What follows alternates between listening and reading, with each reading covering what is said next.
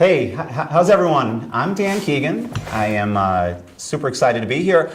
And this is Jess, and we are really, really excited to talk about A Monster Calls.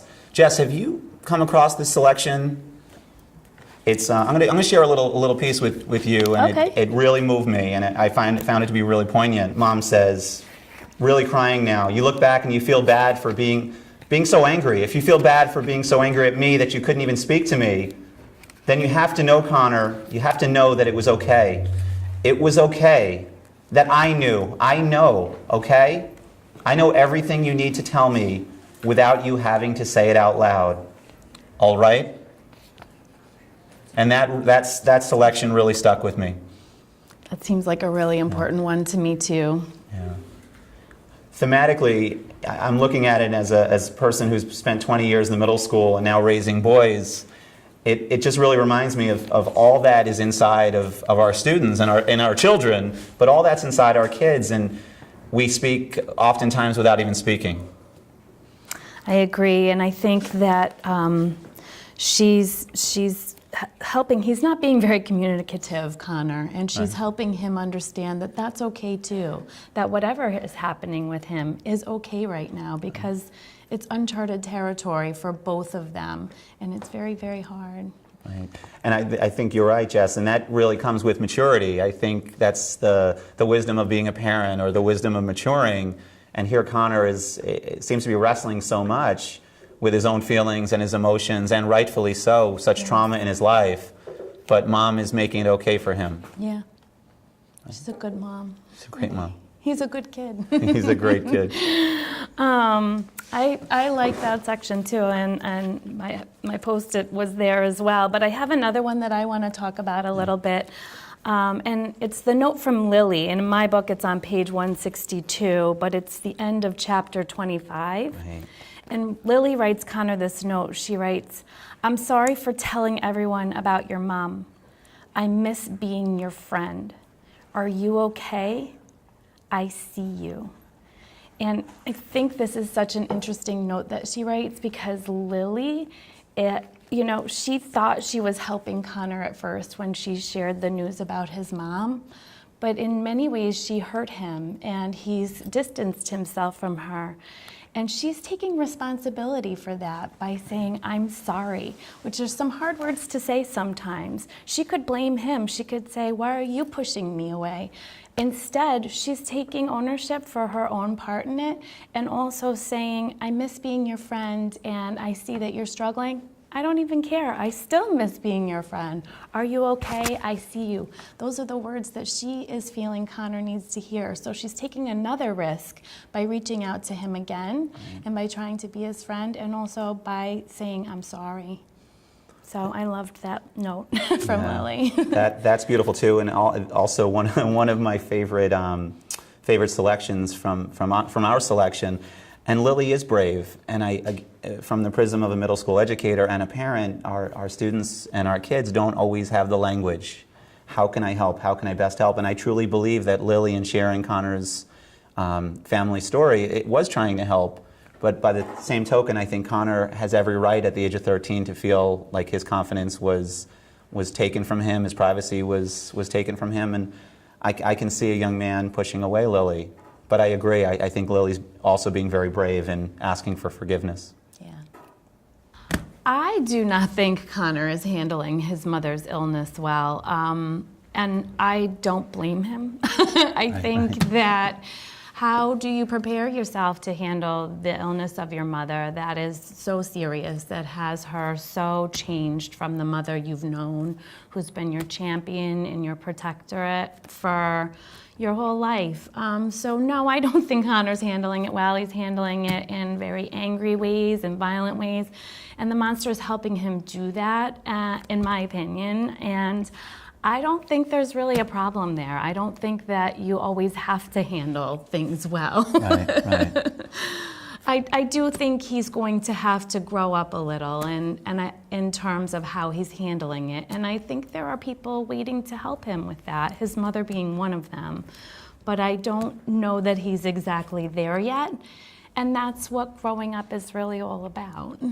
I would agree completely. I don't think Connor's handling it well, but at the same time, I believe it's perfectly appropriate for his age and the trauma that is in his life, which includes his father not being present at this time, at this important juncture in his life, and a grandmother that he's just coming to grips with her role.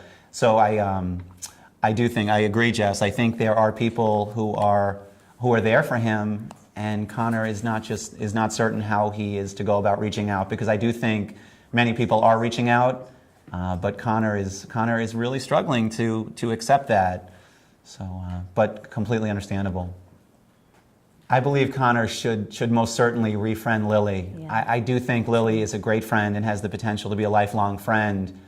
Again, Lily's a young woman. Lily's 13 years old, and her breach of confidence in making Connor's struggles public were in no way intended for Lily to gain currency or popularity or to be a star in the school. I really do think Lily's belief was that she was helping Connor, and as misguided as that may be, I do think in her heart she's a really good person, and Lily's note to Connor I think really speaks to that. I see you. I really see you.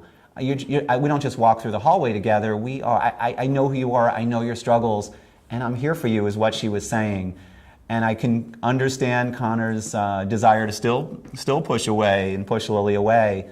But if I were there sitting next to Connor, I would say, "Hey, buddy, let her back in. She's one of the good ones." Totally agree. Yeah. 100%. Lily's a good one, and she, I just respect her so much for her knowledge of how to apologize. It's hard. Yeah. And I respect her so much for seeing him and knowing and choosing those words, "I see you," knowing that not being seen was really killing him. That's one of the worst things we can do to a person, is not acknowledge them as a human being. And for her to start to choose those words and reach out to him that way, she's obviously going to be a great friend if he can let her back in and forgive her. Other books for this age group that I can recommend that deal with struggle and loss. One of them that I read recently with the elementary book club in Oceanside, we read The Thing About Jellyfish. And this book talks about the loss of a friend. It happens after the loss of the friend, and how the living friend deals with that loss and kind of puts herself into activities that help her start to understand and start to cope with the loss. So I really like The Thing About Jellyfish for this grade level, but I also want to put in a plug for the younger students. There's a great picture book about loss called The 10th Great Thing About Barney. And Barney's a cat, and Barney passes away, and the family works on this loss and together, and they list wonderful things about their cat Barney. And it's just a really nice way to talk about the healing process and for remembering a loved one who has passed away. So that's another book I do really love and recommend as well. I would add the book Speak, and Speak is probably for a more mature reader, and it addresses more mature themes. But it is about a young lady who, at the age of 15, experiences a very serious trauma in the summer before high school, and it is all about her struggles in coming to grips with that experience, that awful experience, and the repercussions of putting herself out there or not putting herself out there, and how she is, how her behavior and her inability to communicate herself, really comes back to her amongst her peers, amongst her high school faculty. And I do think thematically it's a really important story for high school students to understand. And again, very similar to A Monster Calls, that there are people to reach out to, and there are always people, professionals who are trained to support, to help, to love and care. And it's professionals and it's family. And I would wholeheartedly recommend it to a more mature reader. These chapters make me feel heartbroken. I have some tissue here, as I have had throughout my reading of this book, because I feel these chapters from Connor's standpoint, certainly, but I'm also feeling it from the mother. I'm a mother, and it's hard to think about losing time. It's touching, Jess. And I don't know if in a similar way, but you can't not emote and you can't not be moved by these chapters. This is a young man who, I hate to personalize as is my want, but we're parents of 8-year-old boys, and I'm a middle school educator, and I see these young boys coming through the school and coming through our home.